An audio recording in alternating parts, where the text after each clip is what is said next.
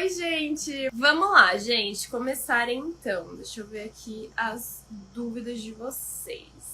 Sobre criação de código de barras. Quem é responsável por criar? Como funciona a questão do CNP?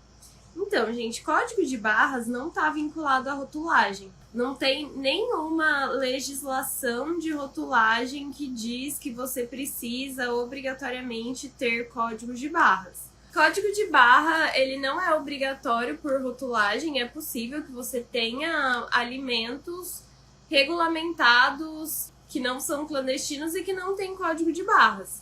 Agora, é muito difícil hoje você comercializar um alimento sem código de barras em grandes supermercados, né, em grandes lojas, enfim, porque o código de barras ele serve mais para um controle de estoque, para um controle do alimento, do que para a rotulagem em si.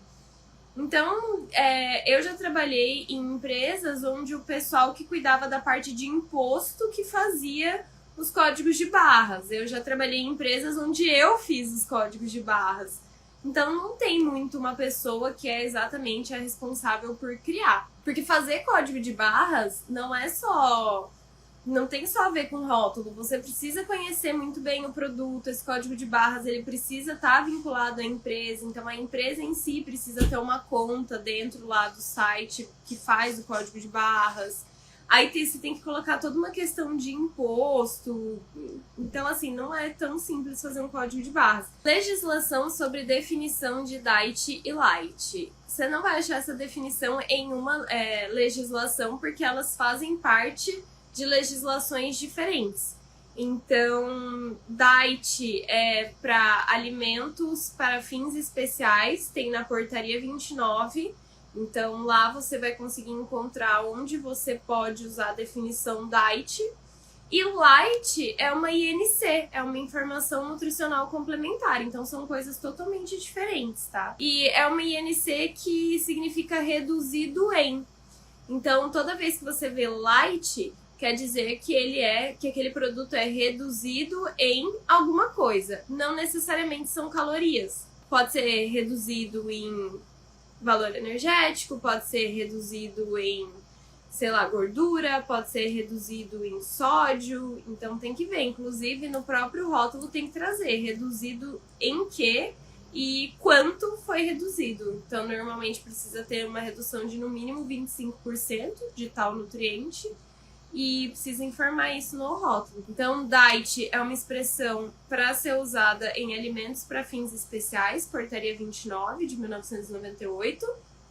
E light é uma INC da RDC 54. Estou desenvolvendo um pré-treino e pela IN 28, que é a IN 28 de 2018, né, uma das legislações de rotulagem de suplementos, o máximo de cafeína autorizado são 200 miligramas. Porém, o Power BI da Anvisa traz a observação: é permitida uma recomendação diária de 400 miligramas exclusiva para atletas, desde que a dose individual não ultrapasse 200 miligramas. Fiquei confusa quanto a essa observação.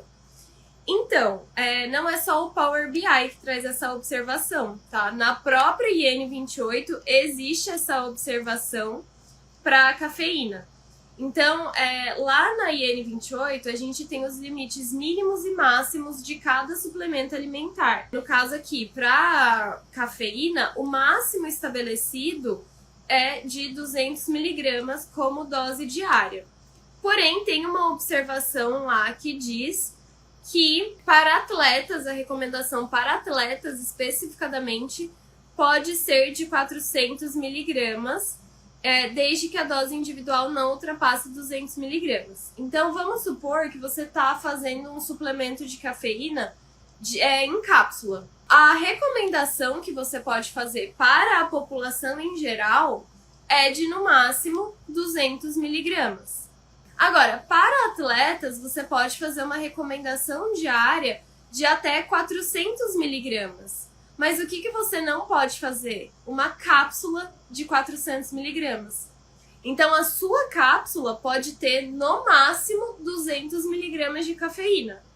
Mas, na sua recomendação de uso para atletas, você pode sugerir até 2 cápsulas. A mesma coisa se o seu pré-treino, né, que você falou, seu suplemento pré-treino, for um dosador. Então, em cada dosador desse, pode ter até, no máximo, 200 miligramas de cafeína.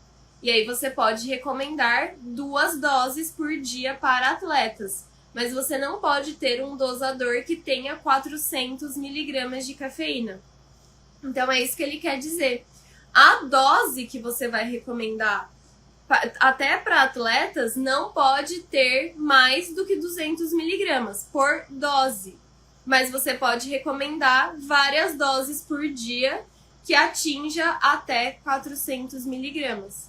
Ficou claro? Eu acho que o caso da cápsula é o que melhor exemplifica.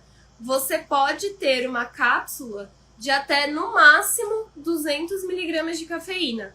Mas para atletas você pode recomendar até 2 cápsulas. É isso, você não pode ter uma cápsula de 400 miligramas. É isso que quer dizer. Com a RDC 332 de 2019, os produtos com valor maior que 2 gramas de gorduras trans, né, por 100 gramas de produto, 2 gramas de gorduras trans de ruminantes por 100 gramas podem seguir? Podem, gente, porque um detalhe muito importante da RDC 332 é que ela fala sobre gorduras trans industriais, tá? Então, o que a gente não vai mais poder ter de jeito nenhum, que precisa ser 0, são gorduras trans industriais, aquelas criadas. Essas gorduras trans de ruminantes, por exemplo, são gorduras trans naturais, elas existem naturalmente, né? As gorduras trans estão por aí naturalmente também. E essa tudo bem, essa não tem como a gente acabar, né? Não tem como você tirar ela. Então essa pode continuar. O que a gente não vai mais poder ter são gorduras trans industriais, tá? Então são coisas diferentes. As gorduras trans de ruminantes você pode continuar tendo se ela for natural, se ela estiver presente ali naturalmente, tá bom? Precisa informar que a gordura trans é de ruminantes? Não precisa informar. A legislação não prevê nada disso. Você pode ter gorduras... Porque, na verdade, assim, as gorduras trans que vão existir daqui pra frente vão ser sempre gorduras trans naturais, né? Que estão ali no alimento naturalmente. As gorduras trans industriais precisam ser extintas, então você não vai precisar informar de onde é, porque ela vai ser natural. Então não tem nada em legislação prevendo que você tem que falar de onde veio sua gordura trans. Não tem nada disso. É permitido o uso de 100% natural em algum alimento? Olha, eu não me lembro de ter visto, tá?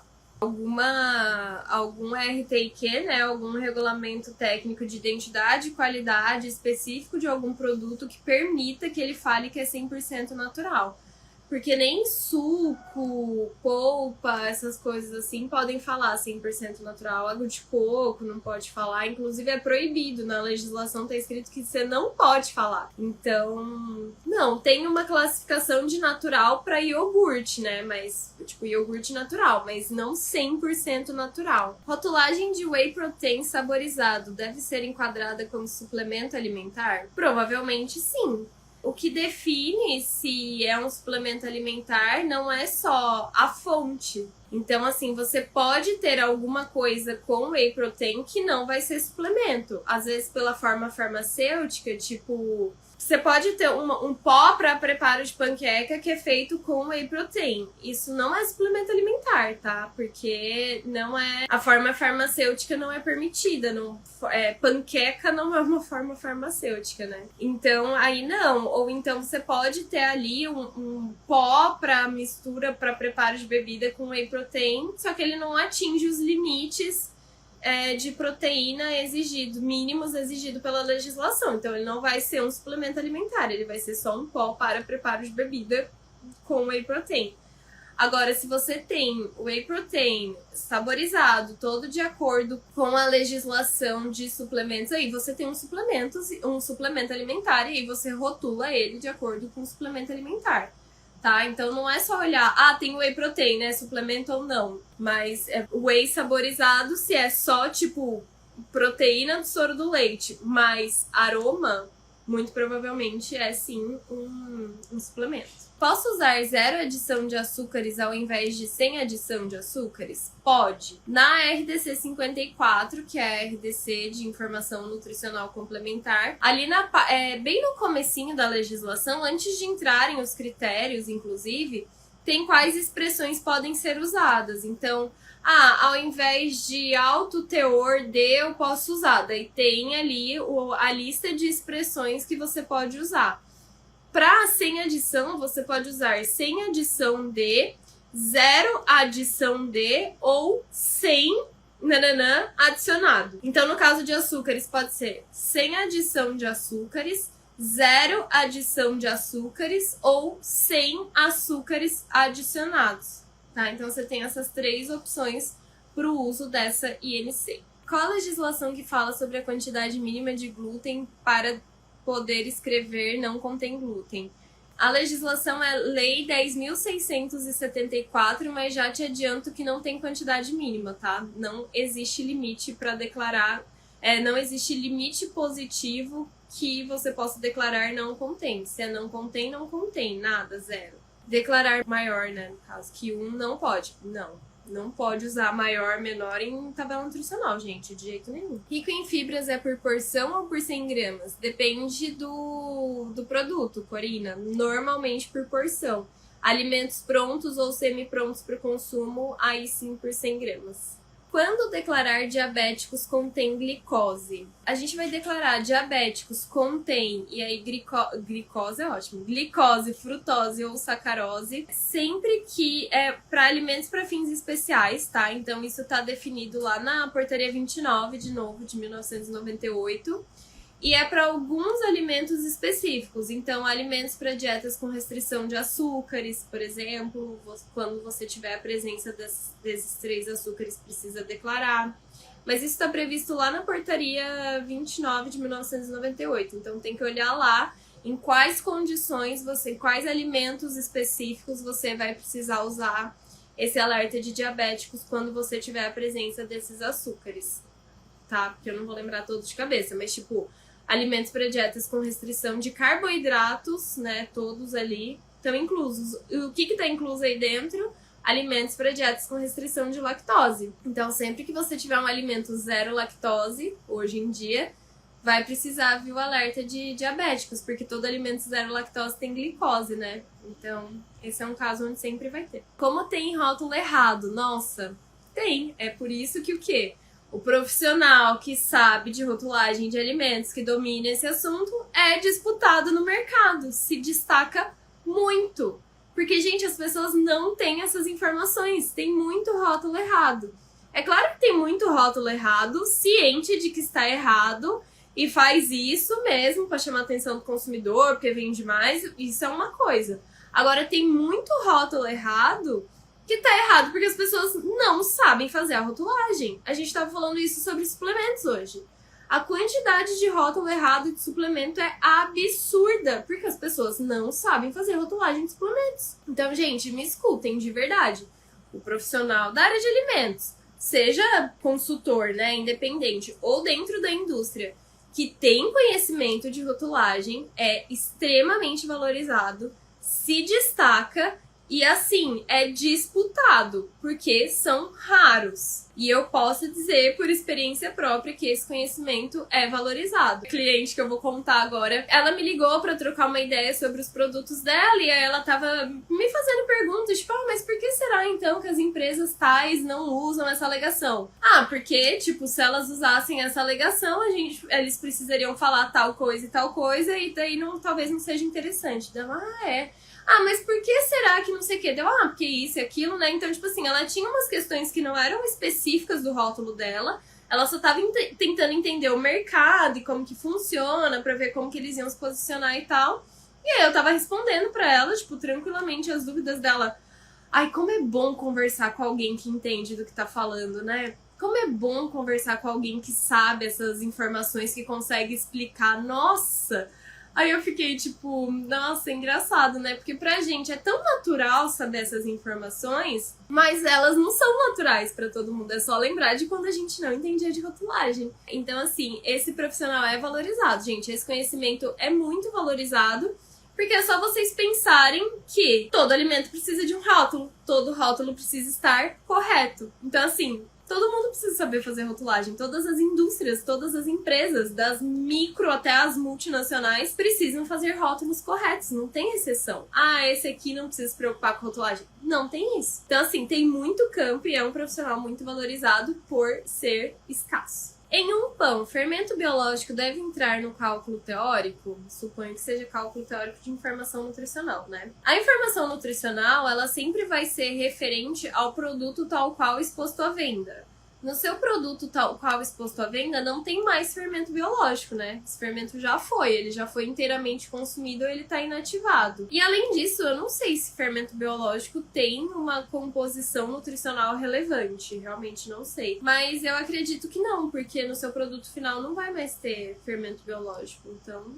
Para usarmos o corante tartrazina, precisamos apenas indicá-lo na lista de ingredientes ou tem algum alerta? Não, você só precisa indicar na lista de ingredientes. O que acontece com o corante tartrazina é o seguinte: os aditivos em geral, a gente pode escolher como vai falar sobre eles na lista de ingredientes. Então eu sempre tenho que ter a função tecnológica antes, corante, espessante, acidulante, conservador, enfim. E aí depois eu posso ter o nome do aditivo, então corante tartrazina. Posso ter só o número INS, tipo INS 120, INS 280, ou os dois. Tipo, corante tartrazina e INS 220. No caso do corante tartrazina, especificadamente, eu não posso trazer só o INS dele, como eu posso fazer com todos os outros aditivos. Então, eu preciso declarar por extenso, precisa estar escrito corante amarelo tartrazina. Aí eu posso colocar o INS também, mas eu não posso colocar só o INS, tá? Então, essa que é a particularidade do corante tartrazina, mas não precisa fazer nenhum alerta, nenhuma mensagem adicional, nada disso. Sobre as gorduras trans, o que fazer com as embalagens já produzidas? Então, teve um tempo aí pra se ajustar, né? Era justamente pra dar vazão a essas embalagens. Agora sim, de verdade, eu não lembro na legislação, tem que olhar na RDC 332, tá? Se eles falam alguma coisa de produtos que já estavam em comercialização, o que tem que fazer. Eu realmente, essa não é uma legislação que eu olho muito, porque ela fala muito pouco de rotulagem, né? Ela só fala produtos que vão ser comercializados B2B, tipo de indústria para indústria, que tiver mais que não sei o que lá, de gorduras trans, vão ter que fazer um aviso. É só isso que ela fala de rotulagem. Então, realmente não é uma legislação que eu dou muita atenção, não. Mas dá uma olhadinha lá na 332 se ela fala alguma coisa sobre produtos que já estão sendo comercializados, data de validade, se tem alguma extensão. Não, vai ter que corrigir a embalagem, não tem que fazer não. Produtos sem alergênicos e sem possibilidade de contaminação cruzada. Só preciso falar do glúten, né? Sim, só do glúten, que no caso vai ser não contém, né? Se a gente não tem alergênico e não tem contaminação cruzada com nenhum alergênico, a gente não fala nada. Não vai ter essa informação no nosso rótulo, tá bom? Aí vai ter só o não contém glúten. Quando a aveia não pode conter alergênicos, devo rotular glúten? Sim, sim. A não ser que sua aveia seja sem glúten, né? Existe essa possibilidade. Porque a aveia, gente, ela não tem glúten naturalmente. Ela é naturalmente sem glúten, na realidade. Mas é que ela sofre contaminação cruzada desde a hora do plantio. Ela é plantada no mesmo solo que se planta trigo, centeio, cevada, enfim.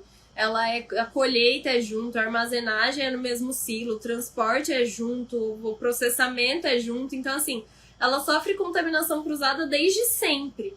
Agora, existem aveias sem glúten, que aí a empresa tomou todos os cuidados para que essa contaminação cruzada não acontecesse.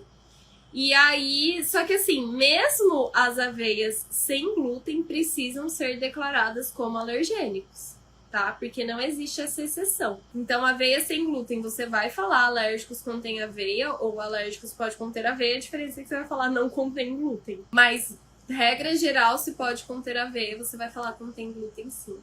Existe legislação para algum alimento que proíba para crianças vir numa pequena bala de mel? Não me lembro. Tem alguns alimentos, por exemplo, no caso da bala de mel, tá? Tava falando que era proibido para crianças menores de 1 ano de idade, porque isso pode ser por causa do mel, tá? O mel existe esse alerta que não deve ser consumido por crianças menores de 1 ano de idade. Então, no caso do mel, sim, às vezes por ser uma pequena bala de mel, por isso que eles colocaram esse alerta. Existe esse alerta para suplemento alimentar também. Então, tem suplementos que não podem ser consumidos por crianças, isso precisa ser avisado. E também sempre tem que ter o alerta de manter fora do alcance de crianças. Pode ser por isso, mas eu não me lembro. Não, nesse caso específico, provavelmente não é porque é uma pequena bala, e sim porque ela é de mel, tá? E aí não pode ser consumido por menores de 1 ano. Só isso e suplemento que eu me lembro. Se tiver essa proibição, vai estar no regulamento técnico. Em um alimento com embalagem de 12 por 12, poderia ficar sem informação nutricional? A informação nutricional, ela é para embalagens com área visível para rotulagem menores do que 100 centímetros quadrados. Então, não, porque o seu tem mais de 100 centímetros quadrados de área, né? São embalagens... Tem que ver qual é o produto também, tá? Às vezes você pode ficar sem informação nutricional por causa do produto. Dá uma olhadinha lá na RDC 360... onde fala não se aplica, essa legislação não se aplica. Já posso usar a nova legislação para rotular alimentos integrais? Então, a legislação em si, ela não tá em vigor ainda, se eu não me engano. Mas nada impede, porque assim, ela não vai substituir nenhuma legislação, né? Ela simplesmente vai entrar em vigor. Então, eu acho que você pode usar, assim, já a base daquela legislação para rotular os alimentos integrais, porque você não vai estar infringindo nenhuma legislação. Então, eu acredito que possa, assim, porque não tem nenhuma outra que te diga o contrário. Hoje a rotulagem de alimentos integrais é tipo filho sem mãe, como a Luísa disse hoje, né? Não tem essa regulamentação. Então fazer da forma da legislação que vai entrar em vigor, eu acho que é adequado sim, não vejo problema. Posso colocar na lista de ingredientes do pão de queijo, queijo Minas meia cura canastra? Queijo Minas meia cura canastra? Preciso olhar no RTQ de queijo Minas meia cura se você pode ter essa questão do canastra. Não sei, eu acho estranho, porque existe o queijo da canastra e ele é uma denominação geográfica, então assim, precisa entender direitinho isso. Eu não sei te dizer, eu precisaria olhar nas legislações de verdade, mas não é uma coisa assim, usa. Tem que verificar as legislações dos queijos. Como orientar o designer em relação às características da letra? Como assim, as características do tamanho? Eu falo, esta fonte precisa ter no mínimo 2 milímetros, essa fonte precisa ter no mínimo 5 milímetros. E aí eu falo... Nossa, ficou péssima a luz aqui, né? E aí eu falo, tipo assim, que na hora que ele me manda a arte, ele precisa me mandar ou com a proporção, né, indicando o tamanho, ou em tamanho real pra eu conseguir medir. Você coloca asterisco? Não, não coloca asterisco. Pra indicar que é VD não estabelecido? Não. Queijo com orégano seco é descrito na denominação de venda queijo com orégano ou sabor orégano? Gente, sabor na denominação de venda é única e exclusivamente para indicar o uso de aroma para conferir sabor, tá? É para isso que serve esse sabor. Então, tipo, sorvete sabor chocolate quer dizer que não tem chocolate ali, só tem aroma para dar o sabor do sorvete. Pão sabor manteiga quer dizer o quê? Que não tem manteiga ali, que aquele sabor, o sabor que você sente do produto vem exclusivamente de aroma. Então, queijo sabor orégano seria um queijo que tem aroma de orégano para conferir sabor no queijo. Se você tem o orégano mesmo, e é ele que tá dando sabor, é queijo com orégano, tá? O display com 10 barrinhas de chocolate deve conter a informação nutricional considerando a embalagem individual? Eu acredito que sim. Se você tem embalagens individuais dentro desse display, se dentro desse display você tem vários chocolatinhos embalados individualmente e cada chocolatinho desse tem a sua própria rotulagem, sim. Aí no display você coloca igual. Agora, se dentro dessa caixa, né, é porque quando você fala display, eu entendo que você tem várias embalagens individuais dentro de uma caixa. Então, nesse caso, sim, porque daí você tem embalagens individuais. Agora, se você tem uma caixa com vários chocolates dentro, aí não. Aí você põe lá a informação nutricional da porção mesmo. Bom, gente, então, mais uma vez, muito obrigada. Beijo, gente. Tchau, tchau.